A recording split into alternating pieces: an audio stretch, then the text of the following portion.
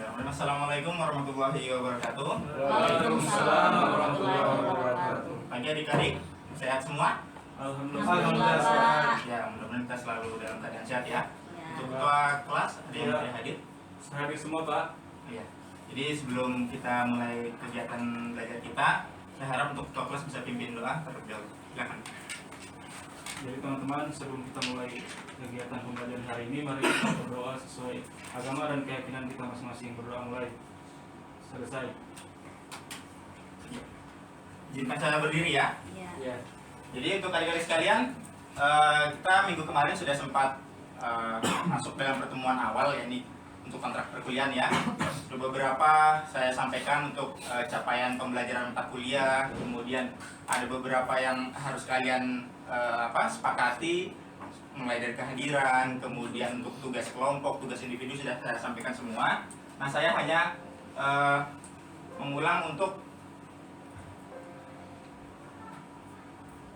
ya, jadi ini saya ingatkan kembali untuk CPMK yang akan kita tempuh dalam 6 bulan ini ke depan, 1 semester ini. Makanya adik-adik harus konsisten, kemudian hadir tepat waktu, kemudian mengikuti segala kegiatan. Jadi saya ingatkan untuk mata kuliah ini, mata kuliah yang ada praktikum lapangannya. Jadi adik-adik nanti pada pertemuan ke-8 dan pertemuan ke-9 sampai pertemuan ke-16 itu kita akan turun lapangan. Ya, jadi ini adik-adik bawa catatan semua? Bawa. Oke, coba kalian perhatikan pertanyaan di depan. Di sini coba adik-adik semua amati apa yang ada di sekeliling kalian. Kemudian catatlah benda apa saja yang kamu temukan. Silakan dicatat. Apa saja yang kalian temukan yang ada di dalam ruangan ini.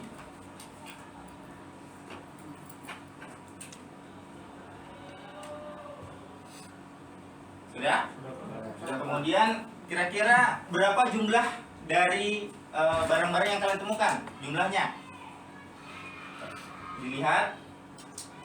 Kemudian tolong dideskripsikan. Apakah barang-barang di sini masih bagus, sudah rusak? Tolong dideskripsikan. Sudah ya? Sudah, Pak. Oke, kalau sudah, coba saya minta ke Ibu ke adik Ica untuk bisa menyebutkan apa-apa yang didapat selama pengamatan. Saya menemukan meja, kursi, lemari, papan, tirai, lampu. Oke, ada lagi yang lain? Adik Imran? Saya ini Pak, tempat pointer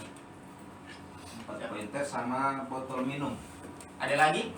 Ya Pak. Ya. Ada laptop, ada LCD. Oke. Semua sudah menghitung jumlahnya. Ya. Ya. Pak. Jadi kursi ada 6, kemudian meja ada 3, kemudian laptop ada 2 dan lain sebagainya. Nah, menurut adik-adik yang adik-adik lakukan tadi suatu bentuk apa sih? Suatu bentuk kegiatan apa yang adik-adik temukan tadi ini? Yang adik-adik sudah amati, kemudian catat, itu bentuk dari apa? Siapa yang bisa jawab? Ayo, ada yang bisa jawab? Kira-kira yang kita lakukan tadi, kita lakukan dari awal pengamatan, kemudian kita lakukan kegiatan mencatat, itu bagian dari apa sebenarnya? Ya Pak. Bagian dari inventarisasi Pak. Ya, betul. Jadi semua kegiatan itu merupakan kegiatan-kegiatan yang berkaitan dengan inventarisasi.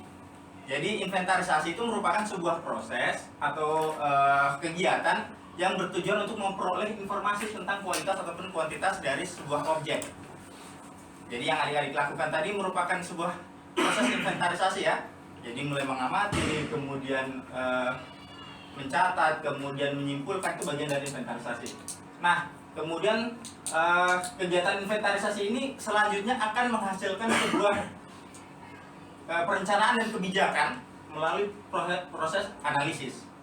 Jadi proses-proses ini yang nantinya akan terjadi pada 3 tahap: input, proses, dan output. Nah, kita lihat untuk proses inputnya. Input itu tadi kalian melihat-lihat, mengamati, kemudian kalian mengidentifikasi, kemudian kalian menuliskan, menginventarisasi. Itu bagian dari input. Kemudian prosesnya kalian mengamati tadi, menganalisis. Oh, oh ternyata ini ada yang rusak, oh ini ternyata masih ada yang bagus, itu bagian dari analisis. Nah, untuk kebijakan dia menentukan dari proses analisis, oh ternyata laptop ini rusak Pak, harus kebijakannya adalah beli yang baru, menyediakan yang baru. Itu merupakan proses dari sebuah tahap inventarisasi. Oke, nah sekarang kalau seandainya ini kita berbicara tentang inventarisasi, mungkin kalau dalam ruangan ini kita bisa bisa sedikit enak menginventarisasi. Nah, seandainya adik-adik saya bawa ke dalam kawasan hutan, karena ini kita berkaitan dengan inventarisasi sumber daya hutan, kira-kira apa tahapan identifikasi yang akan kalian lakukan di dalam kawasan hutan? Menurut adik-adik apa yang perlu dilakukan? Otomatis kalian akan melihat untuk tumbuhan itu kira-kira daunnya seperti apa, kemudian batangnya seperti apa, kemudian buahnya seperti apa, akarnya seperti apa. Itu merupakan bentuk dari identifikasi.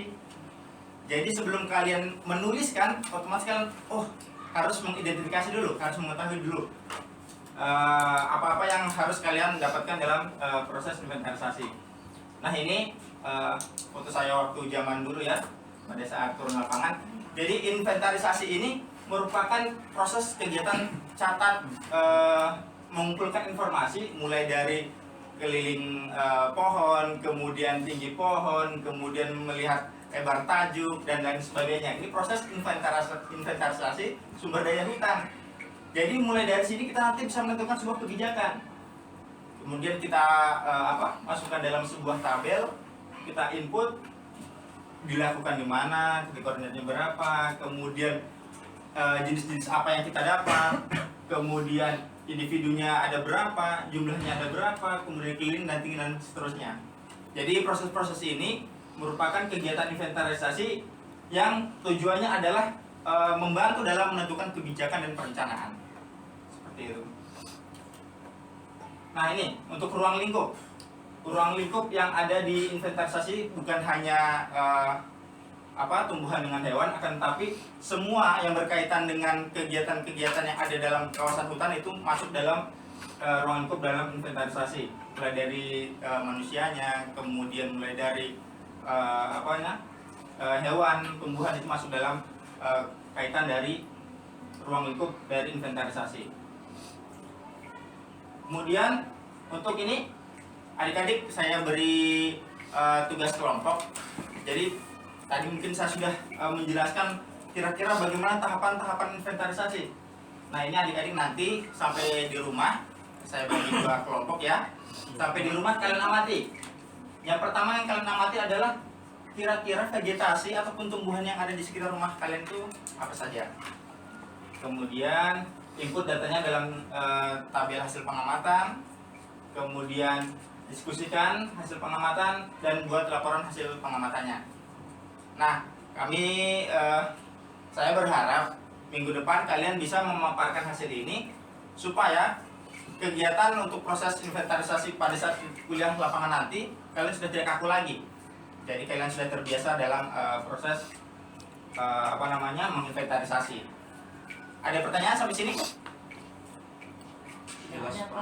Jelas ya? Ya. Oke, kalau jelas, saya berharap adik-adik bisa mengumpulkan ini melalui email saya. Nanti email saya serahkan ke ketua kelas ya. Nanti bisa diserahkan ke teman-teman.